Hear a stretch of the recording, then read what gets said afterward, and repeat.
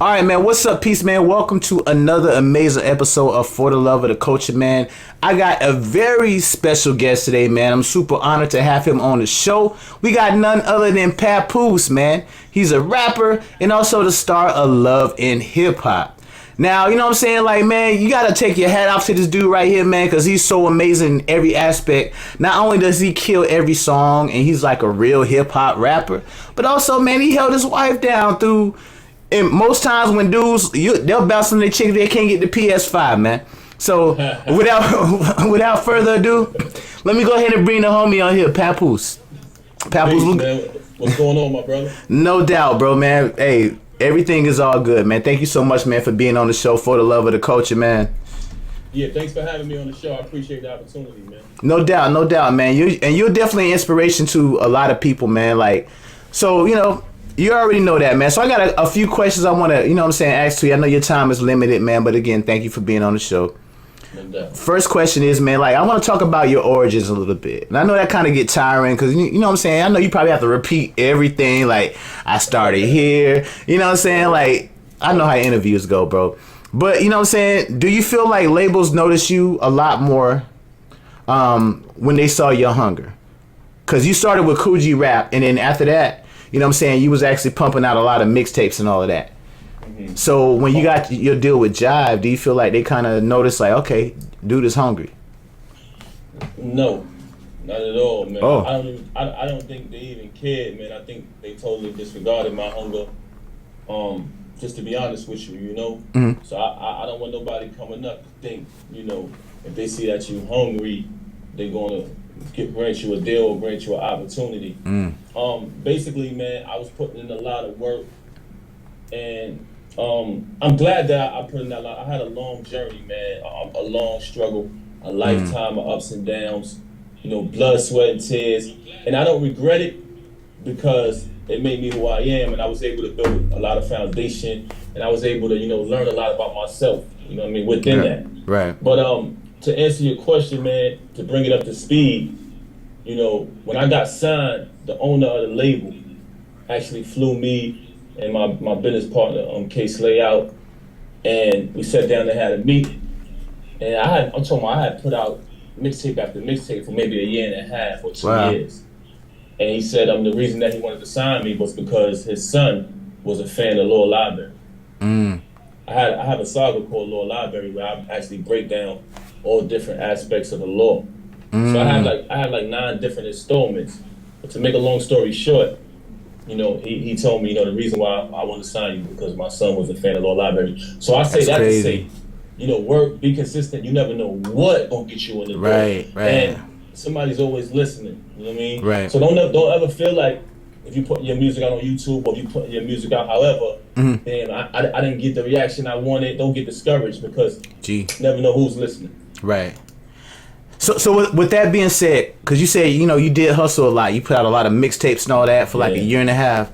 Did you feel some type of way like, damn, I only got a deal because your son, you know what I'm saying? Like, no, I didn't feel the type of way because that's just part of my story. I had been grinding years before that. Wow. Years and years, but I just brought it up to speed.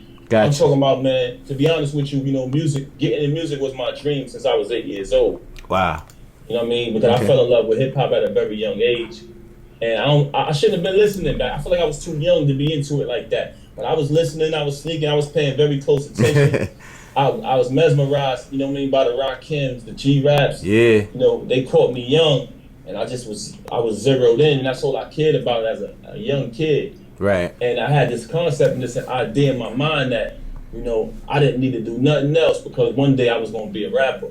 So you just knew, you knew you was going to be a rapper. Yeah, I had that confidence. Which, you know, looking back on it now, I mean, it was fun, and it was what it was. But looking back on it now, I kind of wish I wouldn't have did that because, you know, my parents wanted something else for me. They wanted me to, you know, go to school, you know, graduate college.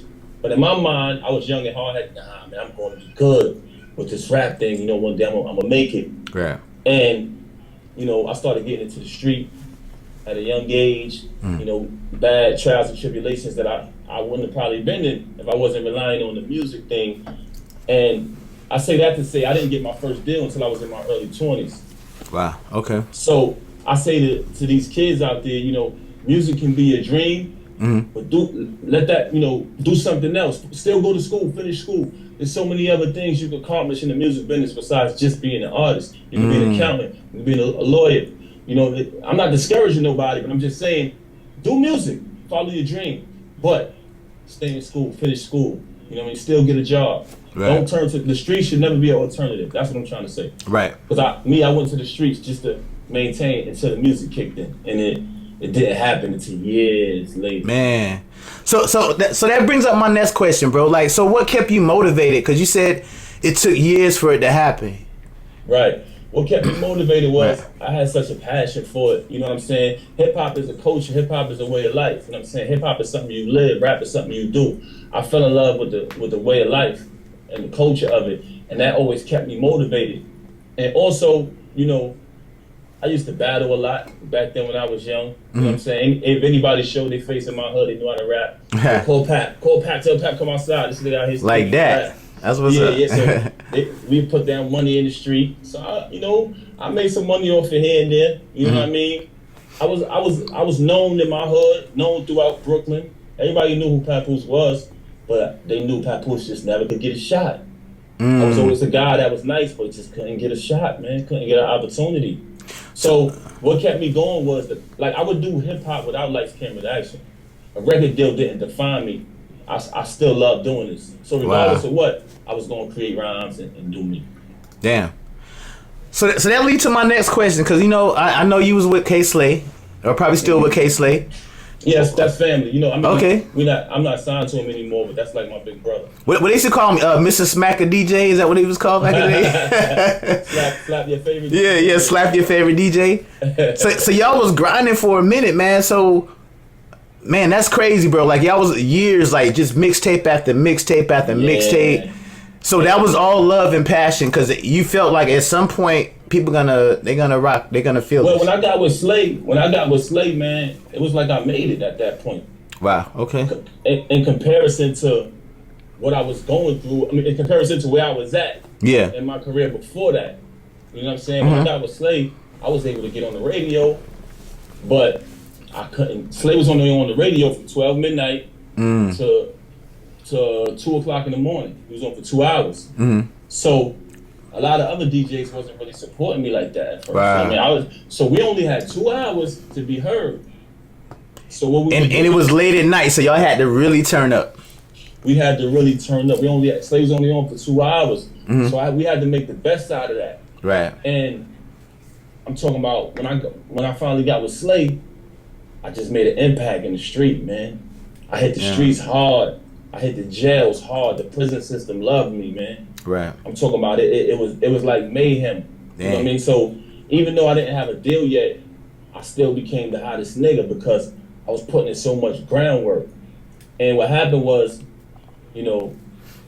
certain people in the industry, they was mad because they said, damn, you got this guy over here, that guy over there, he's on the radio every day.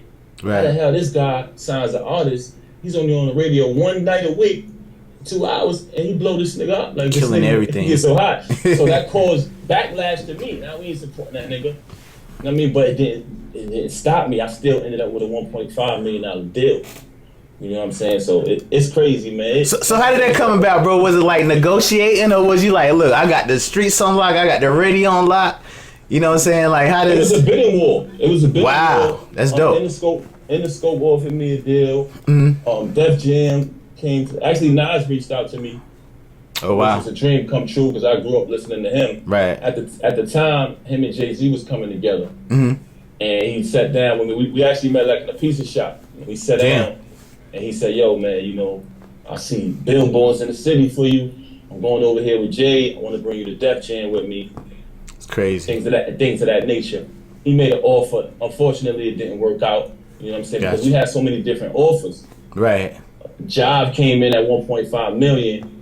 I mean, money talk. Like me, we had to go for the money talk. For the most money. You know what I'm saying? Right. It probably wasn't the best decision because eventually that didn't really work out. But I feel you. Just to answer your question, man, I was grinding for years. You know what I'm saying? I ended up in a situation. I went and met K Slay.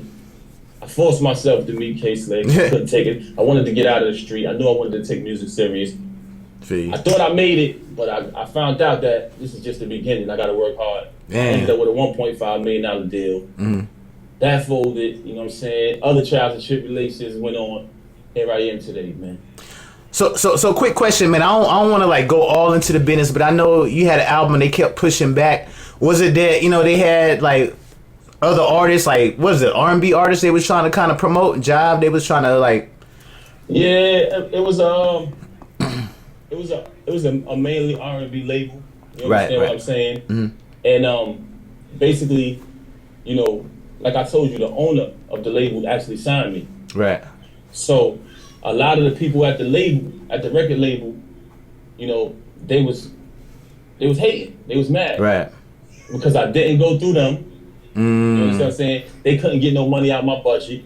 You understand what I'm saying? So all the A&Rs are pissed off. They was pissed off. So what they was doing was they was blocking me from doing features with all the R&B artists. They didn't want to get none of them on my project because they was mad. They was mad that how the hell this nigga get signed by the owner? He didn't have to come do none of us. Right. You know what I'm saying? Right. So a lot of people don't know that, man. There was a lot of hate involved in my career. A lot of sabotage was involved. Damn. You know what I'm saying?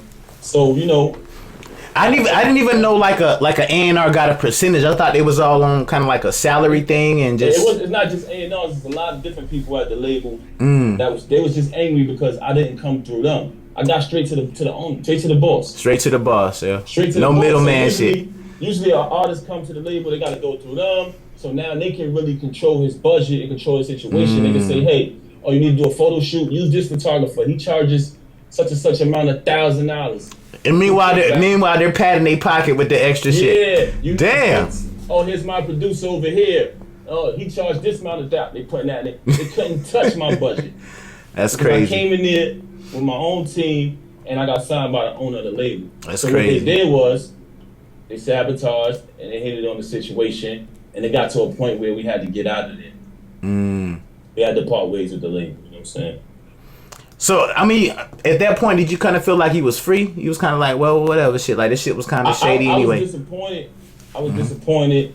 And at the same time, I felt like I was free because, you know, just all of the bullshit that was going on. So it was like a, you know, a double-edged sword for me. You know what I'm saying? Yeah. Because I was happy to be free. Like, okay, I'm free off the label. I'm going to continue to do my thing regardless. It's not going to stop me. But at the same time, I had worked so hard to get there. Right. And just to get there, and you got people hating on you, you got all of the politics kicking in. You know what I'm saying? At one point in my life, I was a young kid who was just ambitious, and hip-hop was my dream. Right. I didn't know that politics, business, sabotage, and all of that existed. You understand what I'm saying? So when you come in the game and you finally see and you got all these roadblocks in your way, you know, it's upsetting. Right. But, you know, like I said, I don't regret nothing, man. I'm still here. I didn't let it stop me. I kept working. Got you. That's dope, man. That's definitely powerful, man. And it probably kind of, it's probably like an impact on your demeanor, man. You always seem real humble and chill, man. You don't never hear about, you know what I'm saying, you in the tabloids doing nothing crazy. Like I said, I'm a celebrity blogger, and it don't be nothing on you, bro. Like, you just be kicking it. We be like, damn, he gonna do something wrong or what's up, bro? That's crazy, man. That's crazy. For real, bro. You know what it is, man? What's up? I've been through a lot in my life, man. And I came up in a real era. And at the time when I came up, you know, things that happened, we kept quiet about them. We didn't speak about everything. So we let certain situations speak for themselves. You know what I'm saying? Yeah. And that was before, you know, the internet and all of that kicked in. Where nowadays something happened, everybody feel obligated to explain themselves to their phone and on the internet. You know, we ran away from that. Right. What happened? A situation took place. You know what I'm saying? Whatever. be quiet, man. Keep it in the street. We didn't speak about that type of stuff. Right. So by the time the internet and all that came, I had already matured. I changed my life, man. I don't really live a certain way no more. You know what I'm saying? I outgrew a lot of negativity. And you can tell that through your song, man. It's on the Endangered Species album, man. It's on Maturity. You know what I'm saying? Like, that was a dope song, man. That's a grown and sexy song, man. Y'all check that out, man. Y'all gotta check his album out. Maturity 5, bro, and that inspired me. I'm like, well, damn, shit, I am. You know, I mean, you got me by 2 years, but look, I'm up there, bro. But I'm like, man, like, you know what, damn, this song talking to me, bro. Like, for real though. Nah, definitely, man. It's all about growing, man. You know what I'm saying? I always tell my brothers, man, every brother I meet, you know, definitely, man, mature and settle down, and you know, build that solid foundation. Bring that to your life, man. It brings so much peace to your life to settle down, man, and raise a family. You know what I'm saying? Right. You can't function and you can't focus. You can't grow as much as you want to when you live in an unstable life. There's no peace in your life when you dipping, dabbing, and lying, and fighting, and doing all the foolishness. So I always encourage all my brothers to get married, settle down, have a family, especially as they starting to get up in age. Right. They start to get up in age. And it's a scientific fact, man. I know you're a man of science, man, because you got a song talking about the brain and all that. That was a dope song, man. I had to. Thank you. You almost had me hit the encyclopedia one time. I was like, damn, he talking some shit. But you know what I'm saying? Like, you know, you and your wife, man, y'all preach like black love and all of that, which is amazing, bro. Like, that's so great to see a popular couple reinforce that, not be so much like, okay, we doing what we doing, forget what y'all doing, we good, we got a show, we got music going on. So my next question is, man, for some of the viewers that may not know, you know, I know a little bit of backstory, but some of our viewers may not know, what inspired you to like hold her down, you know what I'm saying, when she was locked up, and also how did you know she was the one for you? Yeah, what inspired me to hold her down was my instinct. My instinct automatically kicked in because, you know, me and her was extremely close at the time. You know what I mean? We was planning the wedding. You know what I mean? That's around the time when we really started, you know, really falling in love with each other. And when that situation happened, I was very, very disappointed because I was the main one telling her, "You're gonna beat this case." She was like, "Nah, I'm going to blow trap." Damn. I said, "Nah, you're not gonna blow trap."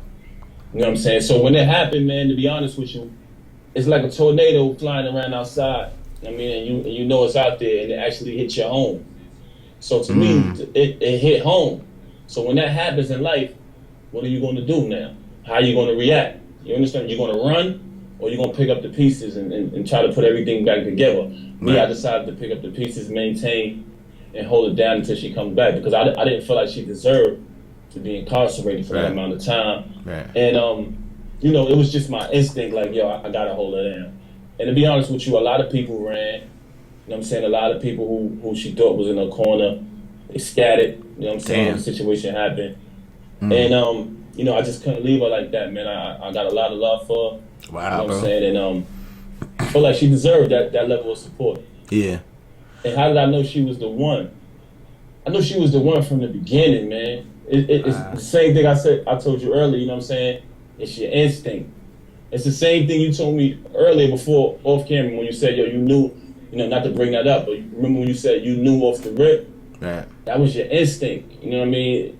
It's just like a gut feeling, you know what I mean? I always felt that with her. I always felt that level of love and admiration, you know what I'm saying? So I knew she was the one for me, man, from the rip. That's super dope, bro. That's inspiring, man. So all y'all out there with a mate or somebody that y'all feel good about, man, y'all better rock with it. Cause look how it turned out for the homie. Man. Look how it turned out for the homie. Like he was telling her, babe, you good. Like we finna beat this, and look, she came home, man. Yeah, and man, that's amazing. It took a long time, man. She had a lot of appeals. You know what I mean? We had our hopes up, and you know, the appeals came back. They denied her. She got denied 3 different appeals. Dang, bro. So that was heart wrenching. And one time I actually had to deliver her the news. Because you know, I was coming to visit her every single day, and we was discussing it like, yo, when you get your appeal, you're gonna be out of here this month. We had so many plans. And at the time, you know, I could check in my phone to see the results of the appeal. You know, wow. To the website. So me and her, I pulled up to the jail, and I'm sitting in the parking lot before I go in to visit her. Me and her on the phone, and we're talking about, you know, she's like, yo, checking your phone before you come in, because you can't bring your phone in the facility. She's like, yo, check your phone. Let me know there's a decision back. So I checked my phone. I said, nah, it's still not back yet. So I'm walking into the prison. When I go into prison, before I put my phone in my locker, I said, damn, let me just check one more time. I checked one more time. I looked. It said denied. Appeal denied. Dang. So this appeal, that appeal being denied meant that she has to do the full 7.5 years. You know what I mean? She was trying to come home years earlier. So long story short, I go into the jail. She's still under the assumption that I don't know the decision yet. So she's still talking like, yeah, because when this appeal come back and I come home, we're gonna do this. And in my mind, I'm like, oh, fuck, I'm gonna tell her this. You gotta tell her that. I know that's that pressure right there, bro. So I'm sitting there, man.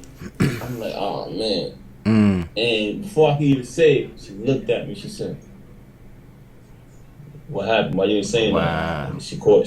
I said, "Yo, they denied it, man."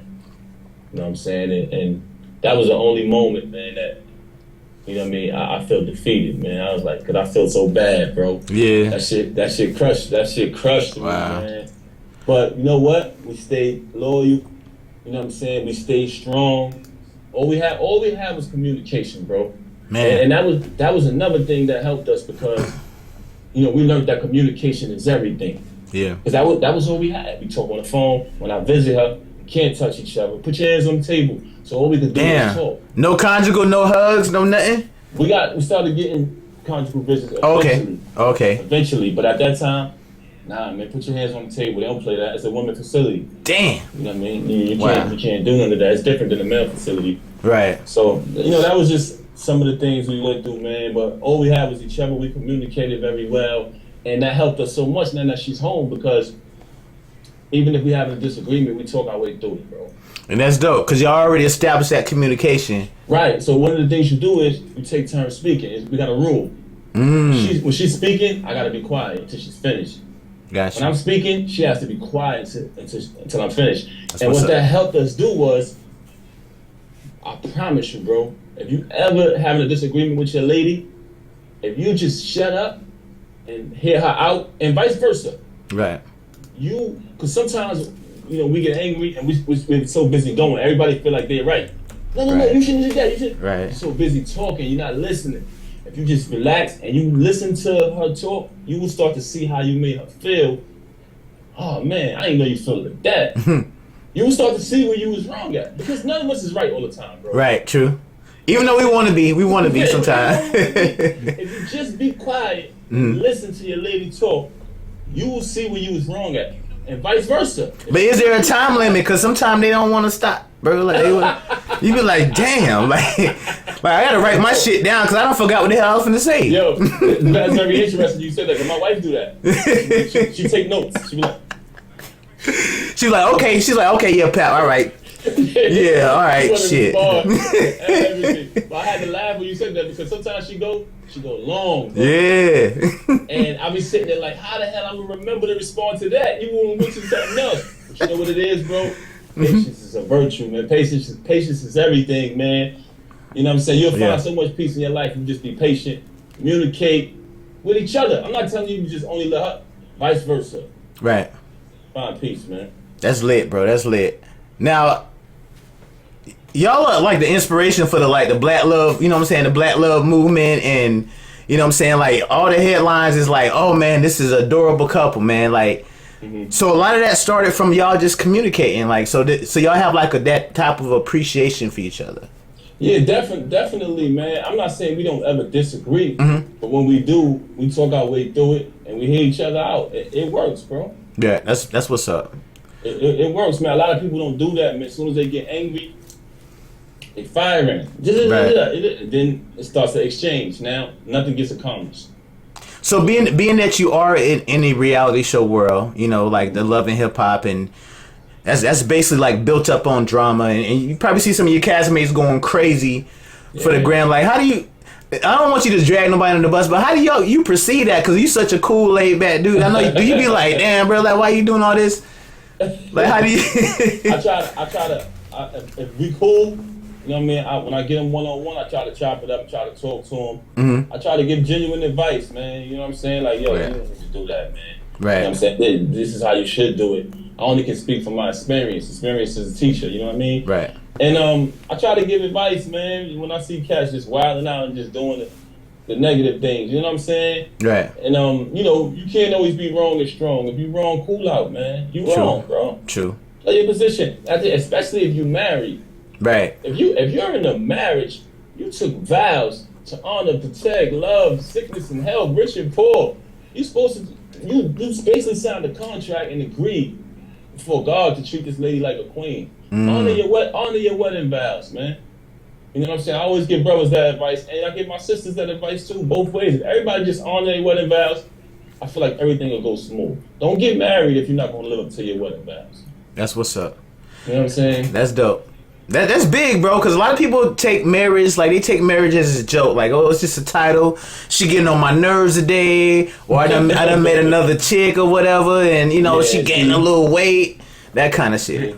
Yeah, there's no side door, man. You agree to death do us part. You know what I'm saying? So you take them vows serious, bro. You got to take your vows serious. I always, that's read big. your contract, man. Study your wedding vows. As soon as right. you complain it, yo, bro, go listen to your wedding vows. I tell all my people that, man. Right. And even with the ring, bro, like they talk about the ring being like the eternal something, like the 360 something, and I think people just don't be paying attention. They just like whatever. Yeah. A lot of people don't, man. You know, some people get married for the wrong reasons, man. That's very unfortunate because it doesn't last. Right. You know what I'm saying? Like I said, it's an instinct. You're gonna know, but I feel like as a man matures, you know, it comes naturally, bro. You can't force it. I got comes you. Natural. So let me ask you this too, Papoose. What's on Papoose checklist, man? To know that she was the one that she felt what you wanted for in a woman, bro. Like what did Remy bring to the table so you was like, you know what? That's the one, bro. She got a good heart, man. She got a good heart. She's real. You know what I'm saying? She's real. She's honest with me. You know what I'm saying? She'll tell me. She's not gonna yes man me to death or yes woman me to death. That's dope. You know what I'm saying? If I'm doing something wrong, she gonna tell me. Straight up and down in black and white, no sugar coat. You know what I'm saying? And I always gotta go back to what I initially said, man. She just got a good, genuine heart, man. And you can't fake that. You know what I mean?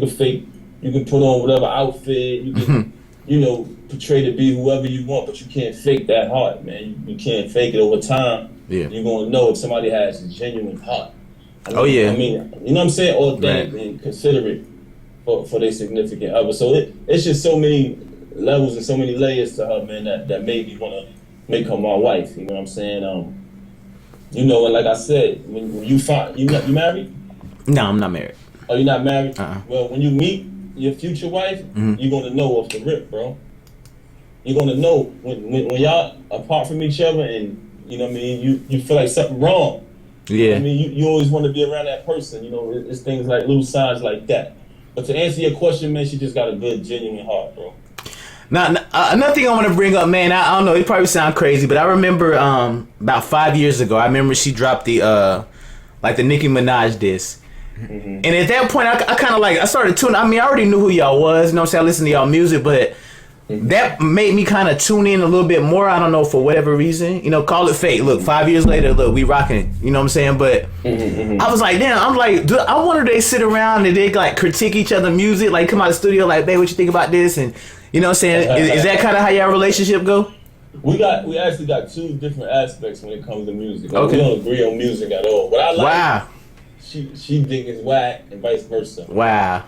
Like, we don't agree on music at all. So she'd be like, babe, you don't know what the hell you talking about. That. You don't know what you talking about. Yeah. She like that, you know.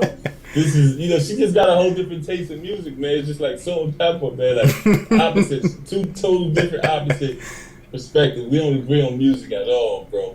And I'm cool with that. Right. I'm cool with that. You know what I'm saying? And she's cool with it too. We both strong-headed, you know what I'm saying? True. And we know what we like. So y'all just gotta agree to disagree.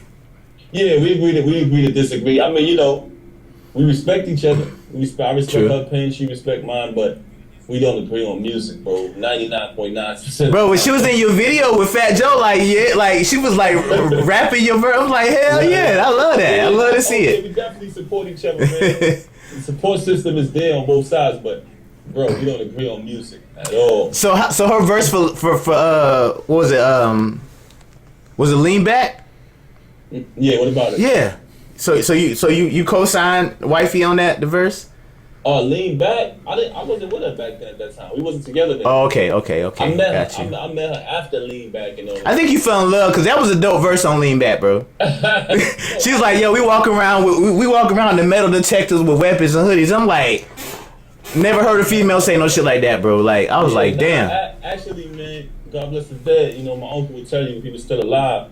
I had seen my wife on a Smack DVD before I met her, and I said, "Yo, man, one day she gonna be my wife." No word like that. Yeah, he laughed me out the room. Like, get out of here. Man. You talking about, man? I said, all right, man, you got it. And look, you bagged her, bro. You bagged. That's dope, man.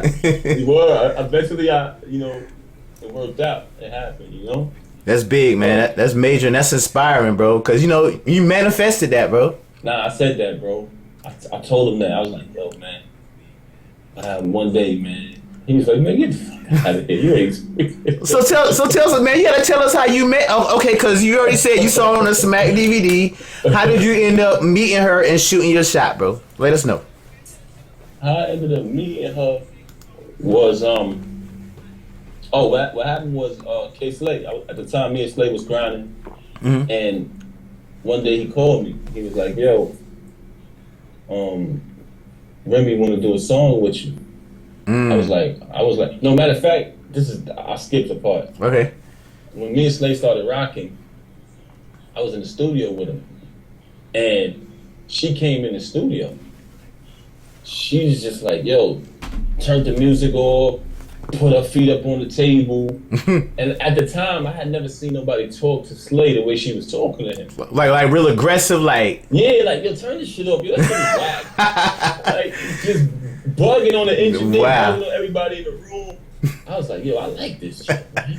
He's like, she got some power behind that shit. Yeah, but I'm like, yo, I ain't even gonna say nothing to her because she just bombing everybody in the room, so let me just chill. So I'm just observing how she moving. But her and Slade, they got a big brother and little sister relationship. Right. So, you know what I mean? That's how they interact. Right. But I just never seen nobody handle him like that. I was like, yo, this is crazy. But that was the first time I ever saw. So a couple months later, he hit me one day. He was like, yo, I really want to do a song with you. I was like, word? He was like, yo, man, I think she like you. I was like, oh, word? So he was like, yo, he was like, yo, I'm gonna tell you right now, she like my little sister. I'm letting you know right now, she crazy as hell. I said, oh, word? He's like, yeah, man. So you're gonna fucking play around, don't fuck with her, man, because I'm letting you know she crazy. She gonna fuck you up, bro, like you mess with her. So, you know, I put on my Fly's outfit, you know what I'm saying? That's dope. Cleaned the jewels, everything, went to the studio. She ain't even show up, bro. Damn. I'm like, what happened? He like, I don't know, man. So I broke out. So we was always constantly in the studio because I was always putting out music. Next time we was in the studio, she just popped up unannounced this time. You know what I'm saying? And when she popped up, we did the song together. It's called Bonnie and Clyde. You can pull it up online. Yo, all right, we checking for that. We finna check for that for sure. Through the whole verse, I was just flirting through the whole verse. I made sure I was flirting. You was like, look, I didn't let you know I ain't playing with you. I had punchlines like, yo, I'm gonna stay close to Miss Martin like Dr. King, and I was just saying all kind of shit. You know what I'm saying? And we just became cool, man. We was real good friends. She was schooling me on the industry. She was telling me that because I thought it was real. Yeah. I thought the things rappers rapped about. She was like, man, they all pussy, man. Wow. Shit's fake. Yo, just watch out for this, watch out for that. And we was just friends, man. But we was inseparable. We would stay up all night and sitting in the whip just talking. Damn. And the friendship just grew. That's major, bro. Now with Fat Joe, cause I know you say she rocked with K Slade. Was she already part of like Terror Squad and that type of situation? Yeah. Oh, okay. Pun them, they came up from way back. Way wow. Before, you know. Wow. That. You know, I didn't. So you came through. You cut through the whole Terror Squad. You was like, this Bay right here, bro. Oh nah. That's like a little. Those like her big brothers. Oh, okay. That's what's up. Yeah, definitely. That's what's up. Man, that's inspiring. That's a dope story, bro. I ain't never heard the story before. I don't know if you put that story out there, man, but definitely glad you shared it with Lionel B, man. I appreciate that, bro. Definitely, my brother. For sure, man. Now, a little bit, man. I know you got to bounce in a little bit, man, but the song the tribute, that was a big record, bro. Like the song Tribute, and also, you know what I'm saying, alphabet slaughter, numerical slaughter. Does that take you a long time to write that, or do you just be like, boom, you come with a concept and like, yo, I'm about to just go off? Nah, you actually named the songs that took me the longest to ever write. Which one? You know what I mean? All three of them, Tribute, alphabetical slaughter, those take very long. I imagine. So I wrote alphabetical slaughter over a long period of time. You know damn. Like I wrote some of it. I had read when I was young. I read that Malcolm X read the entire dictionary. Damn. So I was like, wow, I want to try that. Right. And in the process of me doing that, I wrote Alphabetical Slaughter. That's crazy, bro. I read the whole dictionary from beginning to end. Damn. And, same thing with tribute. When I did tribute, it took me a long time, bro. Cause you went A through Z. You went A through Z. Man. It took me a few days to do tribute. Alphabetical Slaughter took me a few months. Now, when you was reading, when you was actually writing, the tribute song, did you ever think like, okay, well, damn, I may have to do a part 2 of this because we still getting killed? It was actually made me sad and depressed. Right. Because I can imagine. Damn, I'm going to 26 letters in the alphabet, and not only do I have a homicide of somebody who's murdered by police brutality / racism, there's so many people who I can't even fit into the song. Right. Also, I discovered that all of the police, I'm talking about famous cases like Eric Garner that was all over the media, none of these guys were in prison. Crazy, bro. When they're in the media, everybody's paying attention and time go by and everybody forgets. These guys go scot-free. Crazy. Yeah. But again, like off camera, man, like me and Papoose, we chopped it up about a song, man. I sent him the song. Man, I'm gonna show so much depiction, bro. Like we really like writing the whole treatment. It's gonna be crazy. It's gonna be powerful, bro. So even if we don't get the collab, man, check it out because it's gonna be so powerful, bro. Because of course, man, like police brutality, that's so real in Florida, bro. Like just like New York, where y'all at, man, it's so real. We go through the same thing. We on 2 different coasts, 2 different, north, south, whatever. But it's so much that go on. But we had Trayvon Martin. He was like, an hour away, Orlando.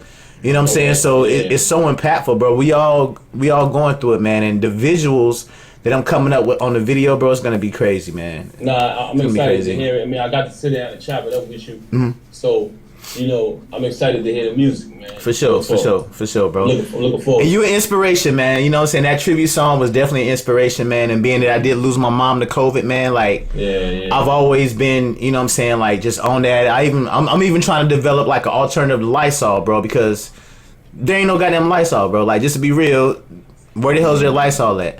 And I feel like conveniently, like everything else we can get right, but why the hell we ain't got no Lysol, bro? Like it's something small, but it's like where that? You know what I'm saying? So you just never know, man. I want everybody to stay woke, man. Everybody's on this live, man. Thank y'all for tuning in. Thank y'all for rocking with me and Papoose, man. Check out his album, Endangered Species. Listen, man, you gotta get the album.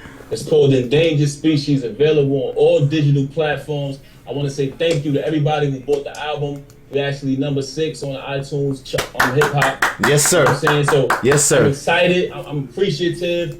I'm humbled by all the support and the reaction that I'm getting to the album, man. But everybody who didn't get my new album, I encourage you right now, Spotify, iTunes, Apple Music, Google Play. It's called Endangered Species. You're going to love it. It's all live instruments, no sample. Shout out to Brady Watt. Wow. He produced everything from scratch. All live instruments, man, on the project. And he even got rock influence on there. He got a song that got the rock thing, DJ Premier. I see you a real listener, man. Man, bro, I'm all bro. Like I remember Beat Street, bro. When I was 3 years old, that was my first tape ever in my whole life. I had the Beat Street soundtrack, bro, and I just fell in love with hip hop at that point. See? And matter of fact, the first magazine my mom ever bought me, I was like 13, 14. I was living overseas. She brought me home the Source magazine. I ain't know what the hell that was. I'm like, it changed my whole life. So I learned about East Coast rap because I'm from Florida. So I learned about East Coast rap, you know what I'm saying? Wu-Tang, Nas, you know what I'm saying? Like, I'm like, damn, what is this? I grew up on Loop, you know what I'm saying? And 2 Live Crew. Okay. Yeah, that's all we knew. But when I went overseas, man, I met a bunch of dudes from Queens, East Elmhurst. Shout out to them, man. And they put me on the J. Rue, the Damager, Black Moon, Smith and Wesson. Like, Groove Home. Like, I'm like, oh, shit. I'm listening to the shit like, damn, this is fell in love, man. It was over. That's how, and that's what I'm saying. Music was so inspiring back then. I don't know if this generation, if they get that same inspiration from it. Right. Sometimes I feel bad for them. I'm like, music was so inspiring it back was. then, man. It was. It was so captivating. You know what I mean? You developed a passion for it just by listening to it. So, this is my 16-year-old man. Say what up to Papoose, man. What's up, Papoose? I can't see you, bro. Come in the camera, bro. Hey, what's up? Peace, man. Peace. That's my 16-year-old, bro. And I always had them questions with him. I'm like, man, who you be listening to? Like Lil Uzi Vert, whatever. But he likes his dad music, and I always, man, he was raised up listening to Biggie. You know what I'm saying? So he know what I listen to. Cause I always want him to be like, bro, like, okay, I respect what y'all doing. But this is my era. Like we came up on some when music was amazing. Like that shit was crazy. Amazing, man. It wasn't no one hit nothing. You play that shit till your CD mess up, whatever. Yeah. The tape pop, tape back together. Like your homie say, Biggie, man. I let the tape rock to the tape pop, man. There you go, man. Shout out to the young soldier. Yeah. That's the next up right there. That's Lionel B Jr. right there, bro. That's what's up, man. Yes, sir. Doing his thing, man. But yo, Papoose, man, again, man, thank you so much, bro, for rocking with me, man. We will be in touch, man. No doubt, bro. Thank you for having me. I'm looking forward to hearing your music, bro. For sure, man. And much success to Endangered Species, man. Love the album, man. Of course, I'm going to support you, bro. And shout out to you and Remy, man, for, you know what I'm saying, doing the Black Love thing. Keep that going, bro, because we need to see that. You know what I'm saying? We need to see that. It's so much stuff on love and hip-hop that it's dividing our people, bro. Like, you know what I'm saying? And I know it's for ratings, but y'all keep it real. Y'all show real love, and we need to see that, and the young generation need to see that as well, bro. Thanks a lot, my brother. Respect, man. All right? Salute, my brother. Take it easy. No doubt. Peace. For sure.